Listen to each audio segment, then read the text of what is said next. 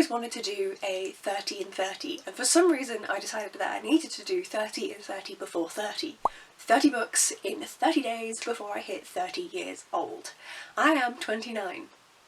So it's time. This is going to be an interesting month. I don't know if I'm going to manage it. I'm going to try my damn best, but I genuinely don't know if I'm going to manage this. I have tried to accumulate my shortest books, or the books that I think that I can get through the fastest, but there are some longer ones here that are going to take a bit longer to get through, so I am very unsure about this. I'm looking because I literally just have a shelf of my bookshelf just dedicated to these books. I think there's actually 32 here, because there are 2 that aren't from my TBR shelves that I am reading this month, so they will count towards the 30 of 30, but I'd love to get 30 physical books off of my TBR, if that's possible. I'm aware that I'm making it harder for myself. So I think I've got 32 books here, and we shall see how it goes. These might not be the ones that I end up reading. They are not the ones that are in the stack that's in the thumbnail, because I'm not stacking these again, and I changed some other books around from that point. I don't even know. Let's just dive in and go through these 30 books. I'm going to try and keep it short and sweet, but we shall see. The first book, and one of the ones that doesn't count, is Snuff by Terry Pratchett. This is the 39th Discworld book, and I don't own this. This is my partner's copy, which is why it doesn't count. But also, I'll need an audiobook, and I love my Terry Pratchett audiobooks, so no idea what this one is. Let's see. Policeman, so it's a Vimes book. Wonderful. I love the Vimes books, so that's all I need to know. Looking forward to this one. Next up is Cursebound by Saara El-Arifi. This is the second and final book in the duology, with the first book being Feybound, and I really enjoyed that one. How do I describe Feybound? I have a migraine while I'm filming this. But it's the only day I can film, so this is going to go really well. This is a romantasy where we of course have Fae, and we have essentially a secret, not society, but species that's hidden away from another, that live in the same realm, but one was very damaging to the other, and so they've hidden themselves away just for their own safety, but they're actually a lot more powerful than the out in the world people, and it's about these people interacting and mixing and conflict, and I really enjoyed the first book, so I'm looking forward to the second, and it being this stunning doesn't hurt. Then we have The Atlas 6 by Olivie Blake. I am nervous about this one because when I have read previous Olivie Blake books, I've not been the fastest at getting through them, but it is one of my shorter books. I mean, it's still over 300 pages, but at some point you pass the 200 page mark and there's not much you can do about it. So this one, 6 extraordinary magicians, 5 chances to win, 1 secret society. So it seems to be dark academia. I know literally nothing, but this has been on my TBR for a while. I got it from an unhaul from the lovely Hannah from Nada M, so we shall see. I do also have like some audiobooks and some NetGalley books that are also short, so again, I'm not mentioning them here, but they could then count for the 30. We shall see. We'll see what happens. A Bigger Picture by Vanessa and Nakate. This was gifted to me by the wonderful Olivia Savannah from Olivia's Catastrophe, and this is a non-fiction, my fight to bring a new African voice to the climate crisis. So of course, 100% my thing, and it's also part of my Reading Around the World challenge, where I am trying to read from every single country on the planet. This one is nice and short, 200 pages. So this one, very accessible, also very beautiful, and we all know that I love anything to do with learning about the natural world, even if it is, unfortunately, the fact that we're destroying it. So it's very much up my alley. Then The Valkyrie by Kate Heartfield. I bought this from the lovely Win, and this is, oh gosh, this is, Brynhild is a Valkyrie, shield maiden of the Allfather, but she's now in exile. Gudrun is a princess. Sigurd is a warrior with the sword sharper than the new moon. Shield maiden may yet find that love is the greatest weapon of them all. Please tell me this is a lesbian Viking fantasy, because that would be so much fun. I really enjoyed the embroidery book. I read it years ago. I really enjoyed this one by Kate Heartfield, so I was excited to read more from her. Then Lives of Bitter Rain by Adrian Tchaikovsky. This is a novella in the Tyrant Philosophers series. Finally remembered it. I actually read Days of Shattered Faith last month specifically, so I could read this tiny book this month. This is under 150 pages and is a novella set in the world. The world is following a variety of people. The main thing happening in this world is that the pals are the colonising force and are taking over with their army, with their military, and it is watching them do this and them eradicating all culture that they come across, but also watching how the people who are from those cultures then react. Some of them assimilate, some of them do not, some of them pretend to, and it's a magical world as well, so there's a lot more of an aspect to that, as well as gods that actually exist in this universe. So it's a fascinating universe. Oh my god, it says reminiscent of Terry Pratchett at his best. I mean, I don't disagree, but I would never compare this to Pratchett. Tchaikovsky is like Pratchett in that he always mentions societally relevant concepts, but his books are a very different style. So if you just like that he's like mentioning, you know, Vimes Boots' theories of economics would fit well in this series, but the actual style is quite different. Then a book that was sent to me by the lovely folks over at Book Break, and that is Jamaica Kincaid's Putting Myself Together, and this is a collection of writings, and because of that I'm hoping that I will be able to blast through. Some of them are like 5 pages, obviously some are more. It is a 300-page collection. I'm just looking at the contents page here, and there's a lot of them, so I'm hoping, because I tend to, like many of us I'm sure, I read a short story and I'm like, yeah, finished it, easy, do another, and I read much more that way. That's why I like books with short chapters, I just get their little wins constantly, so I'm hoping that that will help me to get through this one. Not quickly, I'm not trying to rush through these books, I do want to emphasise that, like I'm not trying to go through these books as quickly as I can, but I should logically be able to do this. I read about 100 pages an hour, depending on the book, and I've tried to pick the books where that will still be the case. Like, for example, if I'm reading a really in-depth non-fiction, that will go up. If I'm reading a classic, like, I will take longer to read those pages. So I've picked ones where that should still be the case. It should be still 100 pages in an hour, and so theoretically that's just a few hours each day. Like, especially some of these books are 200 pages, that's 2 hours in one day. And whilst that's still a lot of time, it's just for 1 month, you know? So this should all be doable without me rushing. This should all be completely accessible. It's just challenging myself to do it so consistently for such a long period of time in a month. Okay, then, Not Just a Period by Dr. Hazel Wallace. This is a non-fiction all about the period cycle for those of us with a uteri. It's in 3 parts and is about 220 pages. So this is another one where I'm hoping that because there are chapters that aren't too long, I'll be able to dive in. And I'm also hoping to learn from it, because why would I not want to know more about my own body? This was another one from Book Break as well. Then one from my uncle, The Vampire Knitting Club by Nancy Warren. This sounds ridiculous and stupid. I am very excited to dive in. Todd the Toad? What? And someone who's almost homeless. She travels to Oxford to visit her I assumed this was American. Travels to Oxford to visit her grandmother, and she then finds out that her gran is the Undying, or the Undead. And then there's a knitting shop. I've never looked at the fucking synopsis for this one. I was like, ah, my uncle has sent it to me, I'll read it. And it is just under 250 pages long, so this should be hilarious and a fun time. Then we have System Collapse by Martha Wells. I absolutely adore the Murderbot series. I have given 5 stars to each and every one of these I've read. This is a novella. I know I can get through these so quickly just because I am obsessed with them. This is again about 250 pages. I have been hoarding this because I knew I wanted to do the challenge, and I'm so excited to finally read this book. If you don't know, I'm not even explaining, if you don't know, Murderbot is a security unit that has hacked its own governance module so that it doesn't have to follow the orders from the on-high company, but all it does is try and watch soap operas and then end up saving the idiot humans that get into issues around it. And this is a 7 book series. I think there's 8 now, but this is the 7th one, and it's primarily novellas, and I adore it so much. There is a reason everyone loves this. Next up is The White City by Roma Tearne. This is another one from the lovely Olivia Savannah, and another one that is for my reading from countries around the world. This author is Sri Lankan, so very excited to cross that country off my list, and it sounds like a really fascinating book. Like, the tagline here is, finally, after 27 years, the ice is melting.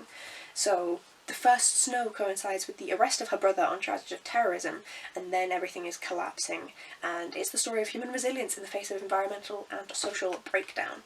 So it sounds right up my street, and I'm very excited to get my little claws in. Then I do actually have 5 of these in total that I could read, so there may be more of these in general on the list, but I have An Atlas of Tolkien and The Dark Powers of Tolkien, both by David Day. And these are what they say on the tin. They talk about these specific aspects within the Lord of the Rings world. And they have illustrations alongside the text as well. And these are just going to be fun reads, in my opinion. Something to add to my not huge, not expansive knowledge of The Lord of the Rings, because I have only read it, the whole series, once. I've read the first book and The Hobbit twice, and I've watched the films all once. These should just be very interesting little extra tidbits from the world of Tolkien. This will add some depth to my knowledge. Then one of the books that I don't own, and that is I'm going to be buddy reading, what is it called? Heavenfield by L.J. Ross with the wonderful Carrie from Caring for Books. That is the 3rd book in the DCI Ryan mystery series. We buddy read the first one together in our birthday month and loved it, had a great time. We want to read them all. They are all based in Northumberland and in Newcastle, which is the area that I actually grew up in once we settled down, and so it's not an area that is very frequently represented in media, so I've loved seeing just like little things that you could, everyone else has had this experience, not everyone else, but people that live in big cities have had this experience. You know, if you come from London, you're like, oh, I recognise this street, I know what they're referencing, and I don't ever get that, so it's very exciting to have that in this series. And I also love a good mystery series. There's a good overarching plot so far, we are enjoying the characters, we're just having a great time with this, so I do believe we will be reading 1 chapter a day.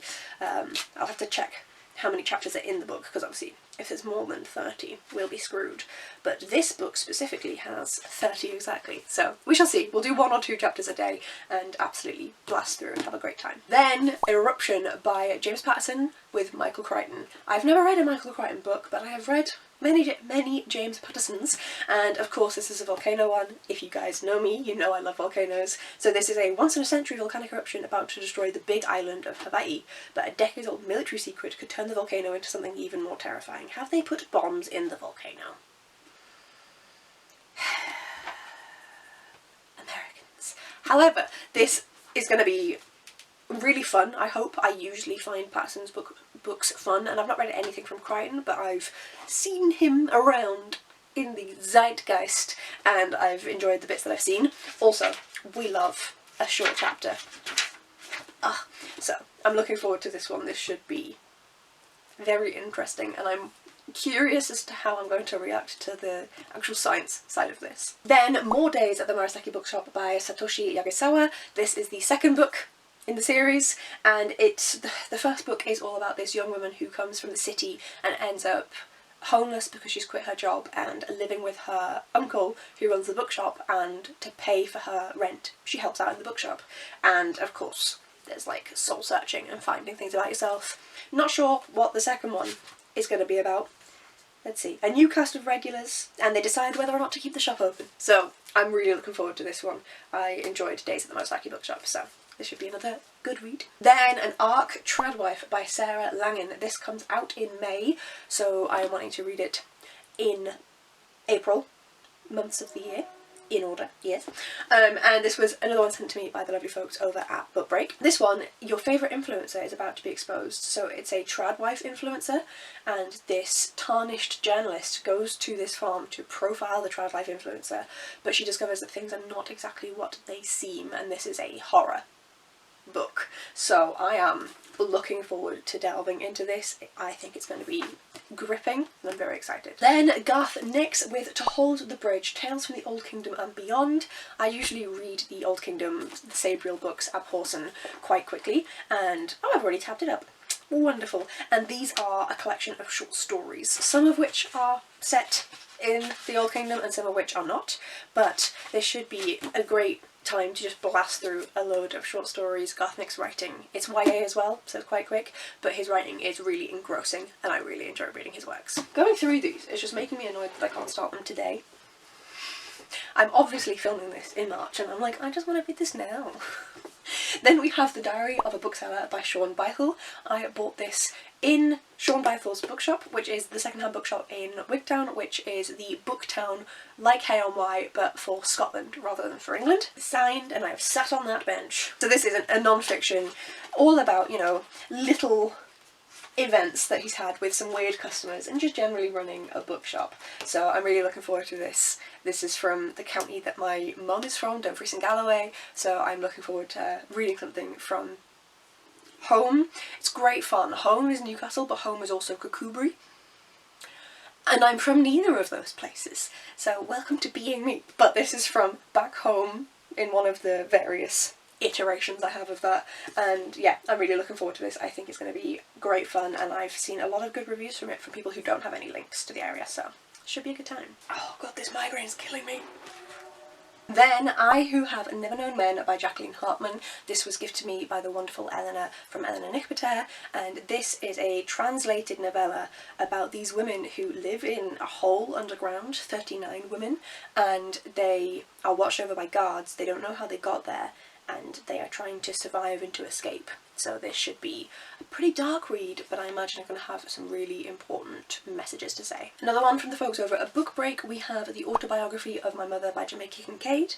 We are following Zuela Claudette Richardson recalling the last 70 years of her life. She begins with her birth and the accompanying death of her mother, and then her recollections of a lonely, unsettled life that follows the trauma of her arrival. This is apparently one of Kincaid's most powerful statements on the struggle for identity and independence against a hostile backdrop of sexism and colonialism. I think that this has the potential to be absolutely fascinating. I really enjoyed her non-fiction that I read already, so I'm hoping that this and the short writings collection will both be really interesting. Then we have Annihilation by Jeff Vandermeer. This one was a gift as well. Who sent me it? I can't remember who gifted me this. Was it Olivia? I can't remember. I'm very sorry. This is a fucking weird book from everything I've heard. I mean, look at that cover. I can't even remember now what it's about because I've wanted to read it for years. Expedition after expedition into Area X fails to uncover mysteries. A group of 4 women make an attempt as the 12th expedition.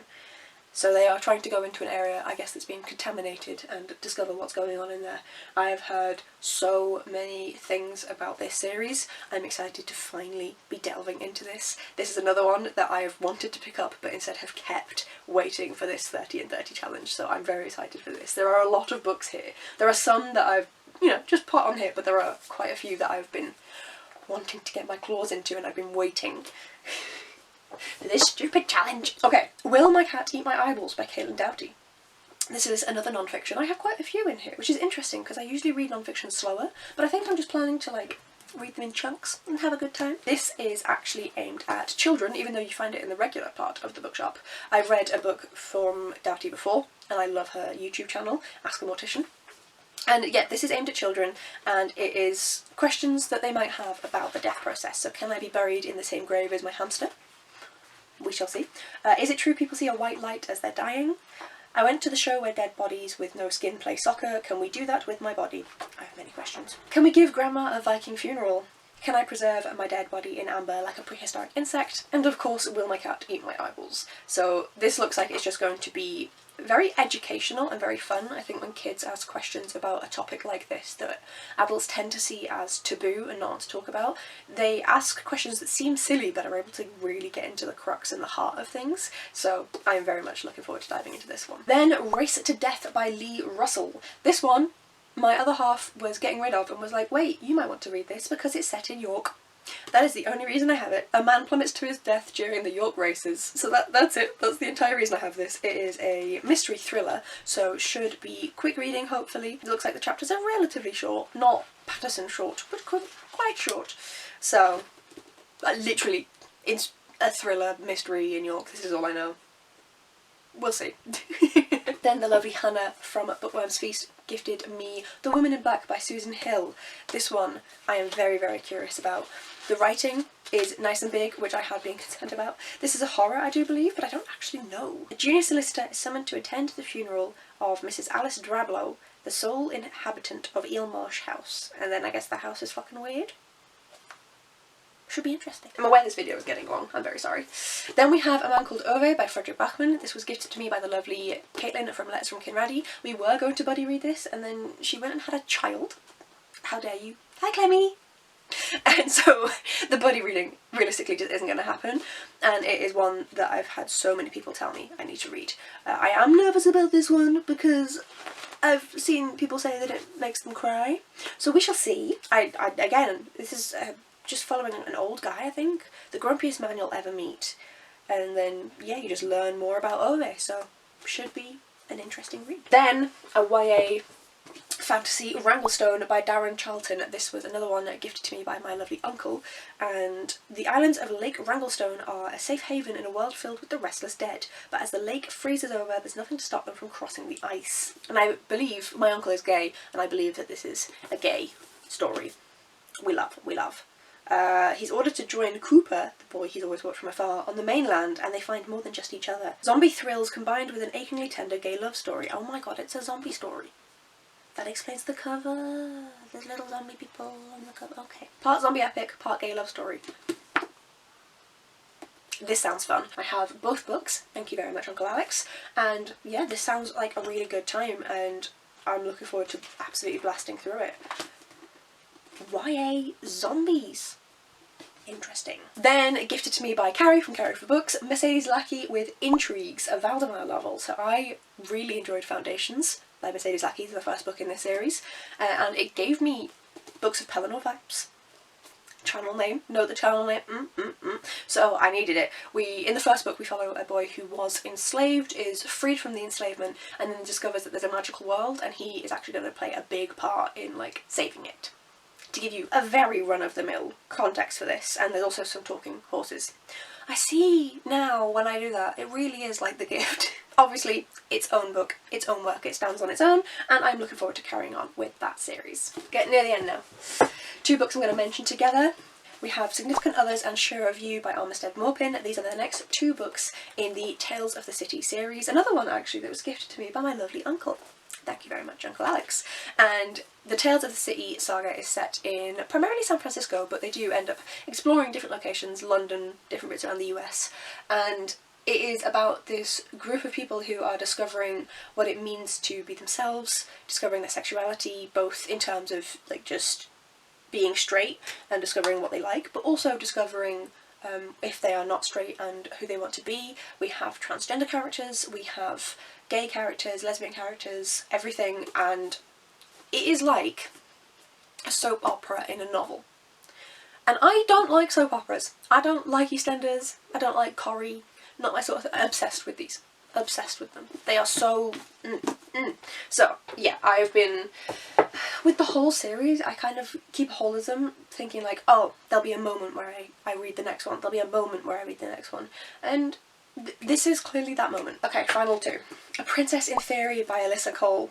I have no idea whether this is going to be a quick read or not. I don't read romance. I think I've read one or two in my life, and this one I'm very, very curious about. So, Naledi Smith is working in the States, I believe. It doesn't say, but I know Alyssa Cole is American, so I shall assume. And she ends up getting constant emails claiming she's betrothed to an African prince, right? Sure, delete. She is. I think this is going to be so much fun. So I am very excited to try out a romance book. The chapters look quite short, and I'm hoping that it'll be fast-paced enough to blast me through, and it's a mass market. So we shall see. This may be a bad idea for a month where I'm trying to read a lot of books, but I'm hoping. Okay, then I have two more books to mention, but this is the last of the 30 in 30, and that is 3 Japanese short stories by Atagawa and others. So I actually got this because it was £3 and I needed £2.99 more to cover the shipping. So this cost me a penny instead of getting the shipping, and why not shove it in here? It's like 60 pages. It turns out actually, it says in here that the short stories are from the Penguin Book of Japanese Short Stories, which is interesting because my parents gifted that to my other half and he still hasn't read it yet, but it's downstairs, so I can... I've got this, and then we've also got the full book later, and why would I not read it? Also, of course, these Penguin Moderns are all £3. I could have picked any of them, but I was intrigued by picking the Japanese short stories because I think these are more classics rather than the modern ones, and I have read a lot of translated Japanese, South Korean fiction, and I'd like to read more from the classics of their stories, and short stories seem a good way to dive in. So, and with this tiny little book, I don't know whether this is going to be the first book I read, just, you know, like, get started, get going, finish one off, or if I'm going to keep it for a moment where I'm struggling a bit more and need the win for the motivation. Then I will mention as well, we're not going to be finishing this book in April. What month is it? Yes, April. But me and Olivia Savannah from Olivia's Catastrophe are buddy reading Middlemarch by George Eliot. We started this in the middle of March, it just how things worked out, but so we started that, but there are enough chapters in here, 85, I think there's more than that, but yeah, that's near the end, and we will not be finishing this in April because we're reading one chapter a day, but I will be reading this, so I will be hopefully making some decent progress through that as well. Now normally at this point I would then like hold up all the books and be like, have you read any? I'm not holding them up. I love you, but no, it's not happening. Like I said, the stack that I took a picture of before does not show these books. I've changed this slightly. I'm not restacking them. With all due respect, not happening again. But please do let me know if you've read any of these, which ones that you think I should start with, either because they're going to be a good blast through or because they're going to take me longer, and so I want to make a start on them and work through them for the whole month. But yeah, I'm pretty nervous about doing this stupid little challenge because I don't think it's going to go very well, but we shall see. If you want to see how badly I do, please subscribe. And you can see at the beginning of, what is it, May, whether or not I manage to read 30 books in 30 days before I turn 30. I don't really have many other chances to do this because obviously my birthday's in October, so already we don't have the full year. And then I am busy in so many of the other months leading up to that, usually each and every year. So this is the last chance really I have to squeeze it in. So we shall see if I manage it, but it should be fun. It's all in fun. If I don't manage it, it doesn't actually matter, does it? But I'd love to. It would be great fun to do this. So we shall see. Wish me luck. Thank you so much for watching, folks, and I will see you in the next one. Bye!